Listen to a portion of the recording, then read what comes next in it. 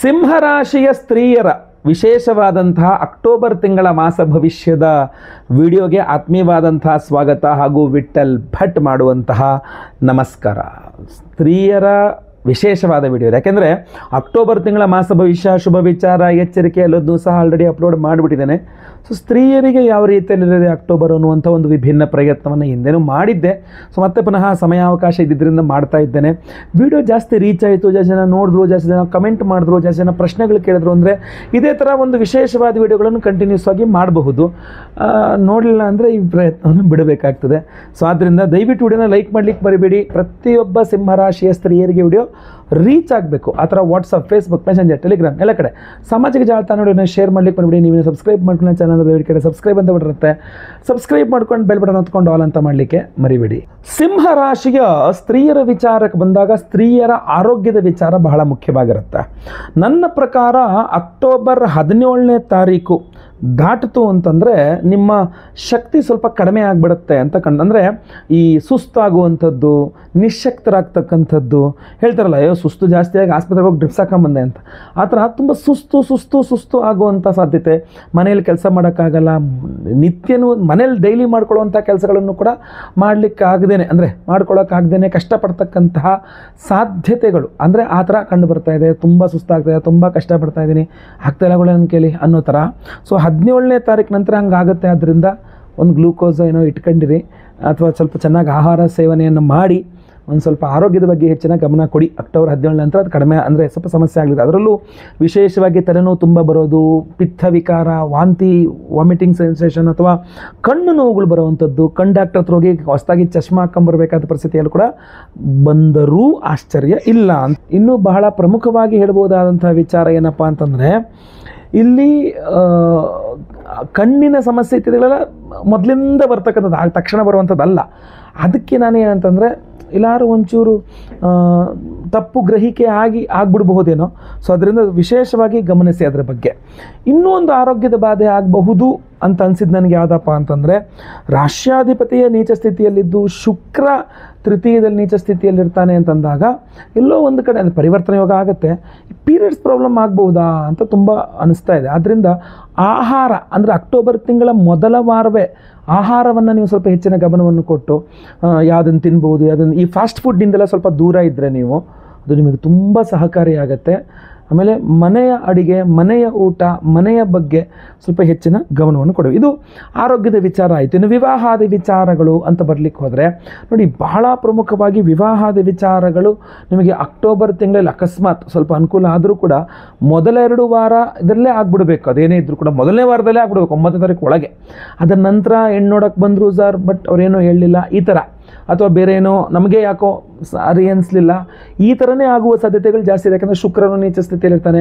ಆಮೇಲೆ ಈ ಮದುವೆ ವಿಚಾರಕ್ಕೆ ಬಂದಾಗ ಏನಾಗುತ್ತೆ ಗೊತ್ತಾ, ನೀವೊಂದು ಹೇಳ್ತೀರಾ, ಅವರೊಂದು ಹೇಳ್ತಾರೆ, ಸ್ವಲ್ಪ ಅದೆಲ್ಲೋ ಒಂದು ತಪ್ಪು ಅಂದರೆ ಈ ಗಂಡಿನ ಕಡೆಯವ್ರ ಬಗ್ಗೆ ನಿಮಗೆ ತಪ್ಪು ಮಾಹಿತಿ, ಅಥವಾ ನಿಮ್ಮ ಬಗ್ಗೆ ಗಂಡಿನ ಕಡೆಯವರಿಗೆ ತಪ್ಪು ಮಾಹಿತಿ, ಈ ಥರ ಎಲ್ಲೋ ಹೆಚ್ಚು ಕಡಿಮೆ ಆಗುವ ಸಾಧ್ಯತೆ. ಸೊ ಆ ಬ್ರೋಕರ್ ಯಾರ ಮುಖಾಂತರ ಬರ್ತಾರೆ ಸಂಬಂಧಗಳು, ಸೊ ಅವ್ರ ಮೇಲೆ ಹೆಚ್ಚಿನ ಗಮನ ಕೊಡಬೇಕಾದ ಪರಿಸ್ಥಿತಿ ಇದೆ. ಇನ್ನು ಮದುವೆ ಆಗೋಗಿದೆ ಸಿಂಹರಾಶಿಯ ವಿವಾಹಿತ ಸ್ತ್ರೀ ಅಂತ ಕೇಳಲಿಕ್ಕೆ ಹೋದರೆ, ಈಗ ಶುಕ್ರ ನೀಚ ಸ್ಥಿತಿ ಅದು ಕುಟುಂಬ ಧನಸ್ಥಾನದಲ್ಲೇ ಒಂದು ದುಡ್ಡಿನ ವ್ಯವಹಾರ ನೀವು ಮಾಡಿದ್ದು ಗಂಡನಿಗೆ ಸಿಟ್ಟು ಬರ್ತದೆ, ಅಥವಾ ಹಿಂಗೆ ಮಾಡಬಾರ್ದಿತ್ತು ನನಗೆ, ಅಥವಾ ನೀವು ಹೇಳದೆ ಮಾಡಿರ್ತೀರೋ, ಹೇಳಿ ಮಾಡಿರ್ತೀರೋ, ಒಟ್ಟು ಒಂದು ಸ್ವಲ್ಪ ಅವರಿಗೆ ಏನು ಬೇಸರ ಆಗುವಂಥದ್ದಂತೂ ಖಂಡಿತ.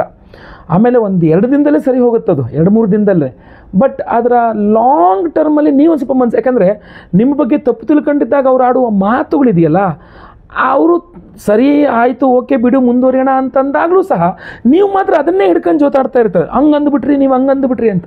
ಅದನ್ನು ನೀವು ಬಿಟ್ಕೊಂಡ್ರೆ ಸರಿ ಹೋಗ್ಬಿಡುತ್ತೆ, ಆಯ್ತಲ್ವ. ಸೊ ಇಂತಹ ಒಂದು ಸೂಕ್ಷ್ಮ ವಿಚಾರಗಳನ್ನು ನೀವೇ ಸ್ವಲ್ಪ ಗಮನಿಸಬೇಕಾಗತ್ತೆ. ಹಣಕಾಸಿನ ವ್ಯವಹಾರ ಯಾವುದು ಜವಾಬ್ದಾರಿ ತೊಗೊಳಕ್ಕೆ ಹೋಗ್ಬಿಡಿ.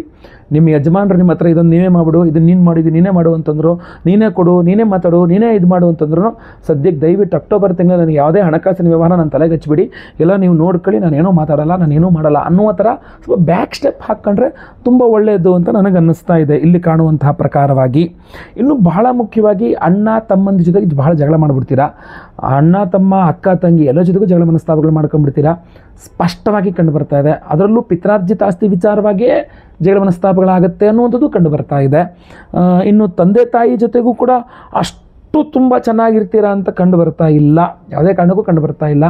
ಇನ್ನು ಅಕಸ್ಮಾತ್ ನಿಮ್ಗೆ ಇಲ್ಲ ಸರ್ ನನಗೆ ನನ್ನ ತಂದೆ ಬಗ್ಗೆ ತುಂಬ ಗೌರವ ಇದೆ, ತಾಯಿ ಬಗ್ಗೆ ತುಂಬ ಗೌರವ ಇದೆ, ಅವ್ರು ನಂಗೆ ತುಂಬ ಚೆನ್ನಾಗಿ ನೋಡ್ಕೊಳ್ತಾ ಇದ್ದಾರೆ ಅಂದರೆ ಬಹುಶಃ ಅಣ್ಣ ತಮ್ಮ ಅಕ್ಕ ತಂಗಿ ಇವ್ರ ಜೊತೆಗೆ ಏನಾದ್ರು ಸ್ವಲ್ಪ, ಅದು ಅಣ್ಣ ತಮ್ಮನೇ ಸ್ವಲ್ಪ ಜಾಸ್ತಿ, ಅವ್ರಿಗೆ ನಿಮ್ಮ ಸಹಾಯ ಮಾಡೋಕ್ಕಾಗಲ್ಲ ಅಥವಾ ಮಾಡಲಿಲ್ಲ, ಅವರು ಮಾಡೋದೆಲ್ಲದು ಇತ್ತು, ನಮ್ಮ ಅಣ್ಣ ಮನ್ಸು ಪಟ್ಟಿದ್ರೆ ನಂಗೆ ಹೆಲ್ಪ್ ಮಾಡೋದಿತ್ತು ಗುರುಳೆ, ಅವ್ರು ಮಾಡಲಿಲ್ಲ ನಮ್ಮ ಅಣ್ಣ ಅಂತಾರೋ, ಅಥವಾ ನನ್ನ ತಮ್ಮ ಬರ್ಬೋದಾಗಿತ್ತು ನಮ್ಮ ತಮ್ಮನೂ ಬರಿಲ್ಲ ಅಂತಾರೋ, ಈ ಥರ ಅಣ್ಣ ತಮ್ಮಂದ್ರ ಮೇಲೆ ಒಂದು ಸ್ವಲ್ಪ ಜಾಸ್ತಿ ಮನಸ್ತಾಪ ಮಾಡ್ಕೊಳ್ತೀರಾ ಅಂತ ಕಂಡು ಬರ್ತಾ ಇದೆ. ಮಾತು ನಾನು ಭಾಳ ಇದ್ಮಾಗಿ ಹೇಳ್ತೀನಿ, ಏನೋ ಮಾತು ಮನೆ ಕಡಿಸ್ತು ಅಂತ ಯಾವುದೋ ಗಾದೆ ಇದೆಯಲ್ಲ, ಆ ಥರ ಮಾತಿನ ಬಗ್ಗೆ ಭಾಳ ಕಾಳಜಿ ವಹಿಸ್ಬೇಕು ನೀವು. ಮಾತಿನಿಂದಾಗೆ ತುಂಬ ಸಮಸ್ಯೆಗಳಾಗುತ್ತೆ ಅಂತ ಕಂಡು ಬರ್ತಾ ಇದೆ. ಮಾತು ಕಂಟ್ರೋಲ್ ಮಾಡ್ಕೊಳ್ಳಿ. ಈಗ ನವರಾತ್ರಿ ನಡೀತಾ ಇದೆ, ದುರ್ಗಾರಾಧನೆ ಮಾಡ್ಕೊಳ್ಳಿ, ನೀವು ದಿನ ದುರ್ಗಾ ಅಷ್ಟೋತ್ತರ ಪಠನೆ ಮಾಡಿ, ಅಮ್ಮನವ್ರ ದೇವಸ್ಥಾನಕ್ಕೆ ಹೋಗಿ ಒಂದು ಕುಂಕುಮಾರ್ಚನೆ ಮಾಡಿಸಿ, ಒಂದು ದೀಪ ಹಚ್ಚಿ, ಒಂದು ಏನೋ ಬೆಲ್ಲದ ದೀಪ ಹಚ್ಚಿ, ಲಿಂಬೆಹಣ್ಣು ದೀಪ ಹಚ್ಚಿ, ಏನೋ ಒಂದು ಅಮ್ಮನವ್ರ ಆರಾಧನೆ ಮಾಡಿ, ದಿನ ಲಲಿತಾ ಸಹಸ್ರನಾಮ ಓದಿ, ಮುತ್ತೈದೆಯನ್ನು ಕರೆದು ಮನೆಗೆ ಕರೆದು ಅರ್ಶಿನ ಕುಂಕುಮ ಕೊಡ್ರಿ, ಖಂಡಿತವಾಗಿ ಅನುಕೂಲ ಆಗುತ್ತೆ.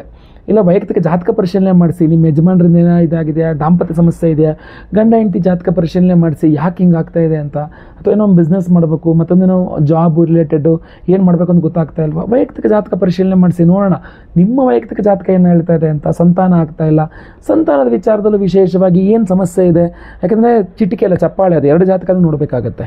ಸೊ ಆ ಥರ ನಮ್ಮ ಕೈಲಿ ಏನಾಗುತ್ತೆ ಅದು ಖಂಡಿತವಾಗಿ ಪರಿಹಾರ ಮಾಡ್ಕೊಳ್ಳೋಣ. ಇಲ್ಲ ನಾವು ಸಾಮಾನ್ಯವಾಗಿ ಅಪ್ಲೈ ಆಗುವಂಥದ್ದು 7ನೇ ತಾರೀಕು 6ನೇ ತಾರೀಕು 7ನೇ ತಾರೀಕು ಒಂದು ಹುಣ್ಣಿಮೆ ದಿವಸ ನಾವು ವಿಶೇಷ ಪೂಜೆಯನ್ನು ಮಾಡ್ತಾಯಿದ್ದೇವೆ. ಅದ್ರ ಬಗ್ಗೆ ನಾನು ಮುಂದೆ ವಿಡಿಯೋಗಳು ತಿಳಿಸ್ತೇನೆ. ನಾಗಾರಾಧನೆ ಇತ್ಯಾದಿಗಳು ಮಾಡ್ತಾ ಇದ್ದೇವೆ, ಅದ್ರ ಬಗ್ಗೆಯೂ ಸಹ ಕೇಳ್ಬೋದು, ನಮ್ಮ ಆಫೀಸಲ್ಲಿ ಕೇಳ್ತದ ಬಗ್ಗೆ ತಿಳಿಸ್ತಾರೆ ನಿಮಗೆ. ನಾಗಾರಾಧನೆ ಇತ್ಯಾದಿ ವಿಶೇಷ ಹೋಮಗಳು ಇರ್ತದೆ, ಆಯಿತಾ.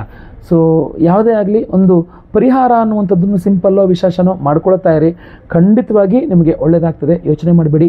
ಬಟ್ ನೆನಪಿಡಿ, ಪ್ರತಿಯೊಬ್ಬ ಸಿಂಹರಾಶಿಯ ಸ್ತ್ರೀಯರಿಗೆ ಈ ವಿಡಿಯೋ ರೀಚ್ ಆಗಬೇಕು. ದಯವಿಟ್ಟು ನೀವು ವಾಟ್ಸಪ್, ಫೇಸ್ಬುಕ್, ಮೆಸೆಂಜರ್, ಟೆಲಿಗ್ರಾಮ್ ಎಲ್ಲ ಕಡೆ ಸಾಮಾಜಿಕ ಜಾಲತಾಣಗಳನ್ನು ಶೇರ್ ಮಾಡ್ಲಿಕ್ಕೆ ಮರಿಬೇಡಿ. ನೀವಿನ್ನು ಸಬ್ಸ್ಕ್ರೈಬ್ ಮಾಡ್ಕೊಳ್ಳಿ ಅಂದರೆ ದಯವಿಟ್ಟು ಕಡೆ ಸಬ್ಸ್ಕ್ರೈಬ್ ಅಂತ ಬಟರಂತೆ ಸಬ್ಸ್ಕ್ರೈಬ್ ಮಾಡಿಕೊಂಡು ಬೆಲ್ ಬಟನ್ ಹೊತ್ಕೊಂಡು ಆಲ್ ಅಂತ ಮಾಡ್ಲಿಕ್ಕೆ ದಯವಿಟ್ಟು ಮರಿಬೇಡಿ. ಮುಂದಿನ ವಿಡಿಯೋದಲ್ಲಿ ಮತ್ತೆ ಪುನಃ ಸಿಗ್ತೇನೆ. ಎಲ್ಲರಿಗೂ ಸಹ ಒಳ್ಳೆಯದಾಗಲಿ. ಲೋಕ ಸಮಸ್ತ ಸುಖಿನೋ ಭವಂತು. ನಾರಾಯಣ ನಾರಾಯಣ ನಾರಾಯಣ.